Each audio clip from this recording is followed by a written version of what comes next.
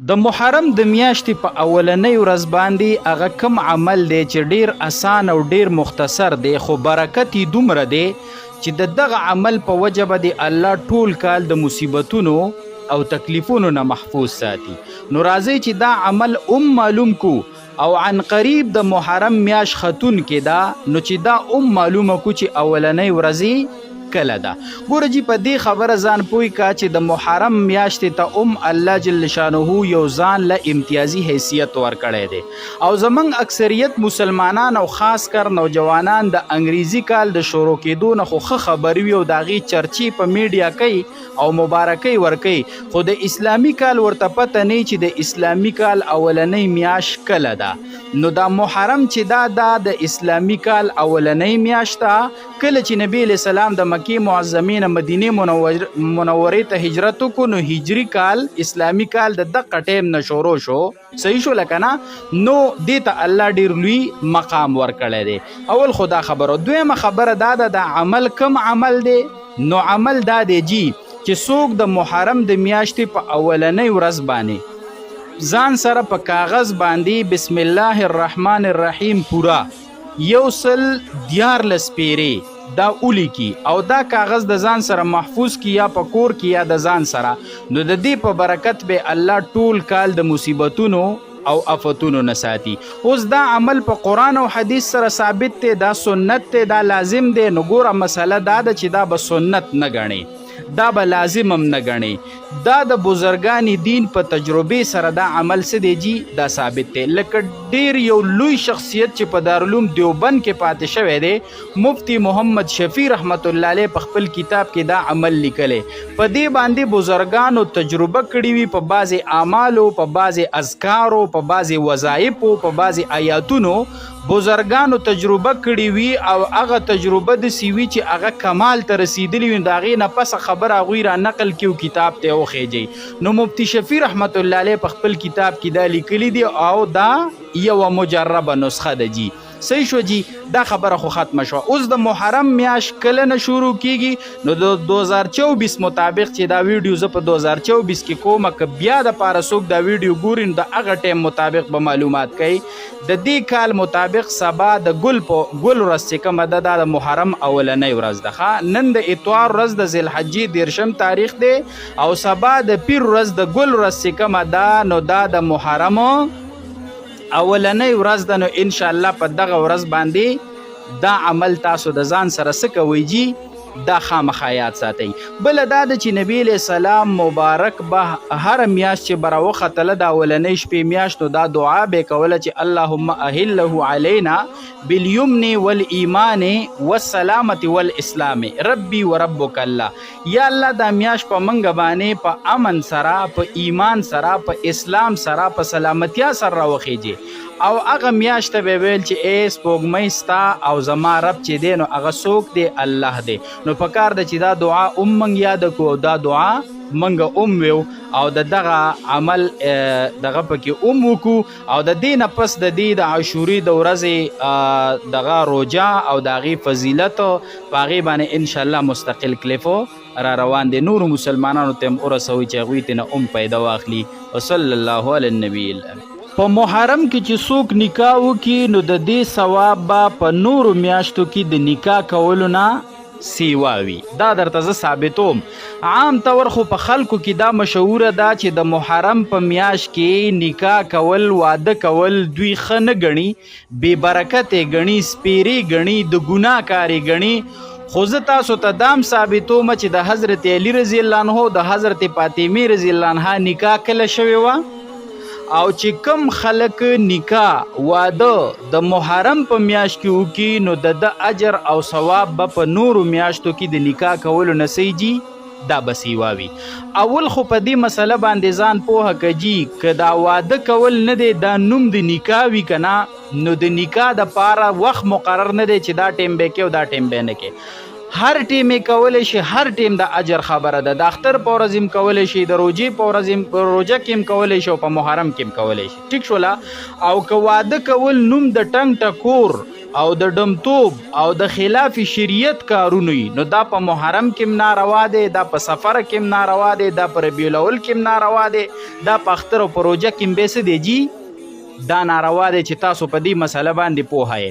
اوس راشه ما درته ویل چې زیات ثواب به کېږي د هغه چا چې په محرم کې نکاح وکړه. دا زه ولې ویم که تاسو زما دا خبره واورېده د پوهه علماو سره د تصدیق دپاره ډسکس کوي، هغوی به زما د دې خبرې انشاءالله څه کوي جي تصدیق به کوي چې کله په خلکو کې یو رسم غلط مشهوري د قرآن او د حدیث خلاف مشهوري لکه په محرم کې نکاح کول خلک بد ګڼي او ته د دغه رسم خلاف وکړي او په محرم کې نکاح وکړي واده وکړي په صحیح طریقه نو تا دغه غلط رسم مات کو په قرآن او په حدیث ته عمل وکړو د الله او د پیغمبر په لاره باندې لاړې او د شیعګانو او د غلط رسم په طرف باندې لا نړلې نو تا ته به په دې باندې زیات ثواب میلاویږي او تا ته به په دې څه میلاویږي چې زیات اجر به میلاویږي. تا یوه لاره جوړه کړه، یو پل دې جوړ کو صحیح طرف ته او غلط رسم دې څه کړي هغه دې مات کو نو تا ته به په دې څه میلاویږي زیات ثواب به میلاویږي. اوس دغه شان هر یو د خوشحالۍ پروګرام که حقیقه ده که کوجدن ده، هر د خوشحالۍ پروګرام چې دی چې په صحیح طریقه باندې وي د شریعت مطابق وي نو د دې ثواب به بیا زیات وي ځکه چې خلک یې په محرم کې څه ګڼي بد ګڼي. بله دا مسله وکړه چې مسیرت مصطفی کې ادریس کاندهلوي رحمت الله علیه ذکر کوي چې د یو روایت مطابق د حضرت علی رضی الله عنه د حضرت فاطمه رضی الله عنها نکاح په سندو هجری د محرم په میاشت کې شوې ده او بعضې لویو علماو دې قول ته ترجیح ورکړی چې او دا نکاح چې کومه وه د دوی دا د محرم په میاشت کې شوی ولهذا کم خلک چې دې ته بد وی او دې ته بې برکته وی او دې ته د ګناه کار وی هغوی دې په دې نظر وکړي چې آیا د الله پیغمبر کول دا بد کول. حضرت فاطمه رضی الله عنها او حضرت علی رضی الله عنهما د دوی د نکاح چې وشو دا بې برکته وشو، دا سپیره وشوه نعوذ بالله، دا د شریعت خلاف کارو شو. هغه خلک دی اول په دې باندې نظر وکړي او خاص کر زنانه دی په دې غور وکړي چې دوی د نکاح او واده چې دی د محرم په میاشت کې یا د خوشحالۍ پروګرام بالکل ګناه او سپیره او بې برکته ګرځولی دی. انشاءالله العزیز په دې مسله به تاسو پوهې او د معاشرې د اصلاح دپاره او په قرآن او په حدیث د عمل دپاره د نورو مسلمانانو سره هم شریک کړئ. دا زموږ ستاسو ذمهواري ده چې هغوی په دې خبره باندې پوه شي. وصلی الله علی النبی. د محرم په میاشت کې تورې کپړې مه اچوه او تور لباس مه استعمالوه. د دوو وجو نه د دې استعمال څه دی جي دا منه دی او دا ښه خبره نه ده. هغه دواړه وجې درته ویم. اوله وجه دا ده چې تور لباس او تورې کپړې خاص کر د محرم په میاشت او د محرم په ورځو کې دا د غلطو خلکو د خراب عقیدې والا خلکو د روافضو شعار او نښه ګرځېدلې ده. دا هغوی د سوګ نښه ګرځوي، د خفګان او د غم نښې ګرځولې ده، تورې جنډې لګوي، تورې کپړې اچوي، تور لباس استعمالوي. صحیح شوله که نه؟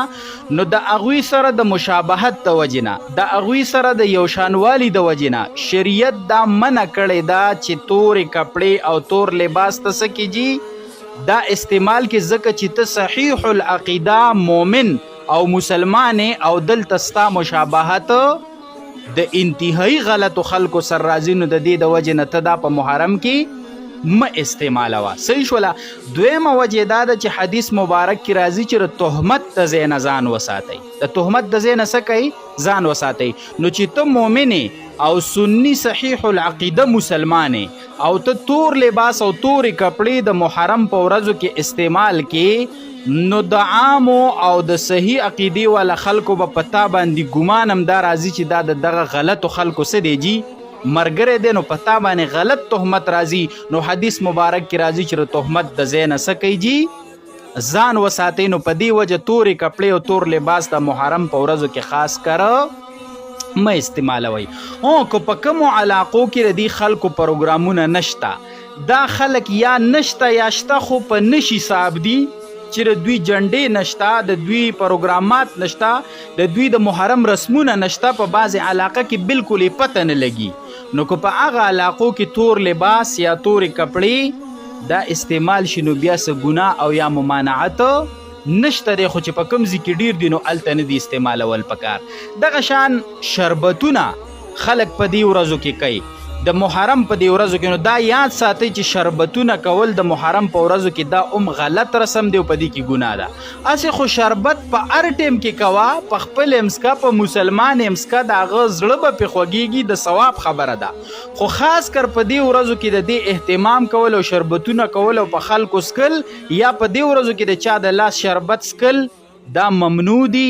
دا نه کول پکار دی او نه په چا سکل پکار دی او نه د چا د لاس نه سکل پکار دی چې په دې خبره تاسو پوهیږئ. بله خبره دا ده چې په کوم ځای کې د شیعګانو تعداد د روافضو تعداد سیوا دی او هلته سنیان یې، نو د دوی په پروګرامونو کې به نه کښېنئ.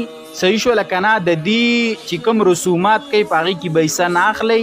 دوی که په دې ورځو کې کم خیراتونه یا کم پروګرامونو انتظامات کوي د خوراک، نو هغه خوراک به بالکل نه کوئ. دا څه دی جي؟ دا ممنوع دی او دا جایز نه دی. دا ډیر اهم مسائل دي او د دې ورځو مطابق د مسلمانانو دپاره ډیر فایدهمند دي. نو تاسو یې د هغوی سره شریک کړئ، نو دا به د اجر خبره وي. وصلی الله علی النبی الامین.